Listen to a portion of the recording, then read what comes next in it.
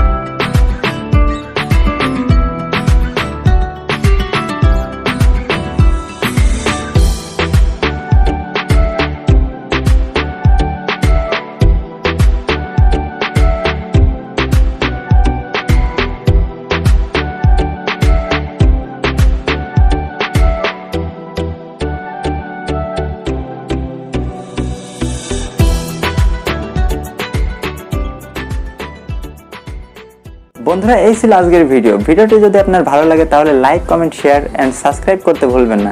দেখা হচ্ছে পরবর্তী কোনো ভিডিওতে। ততক্ষণ অবধি ভালো থাকুন, সুস্থ থাকুন, রাইটার টেক বিডির সাথেই থাকুন। ধন্যবাদ সবাইকে।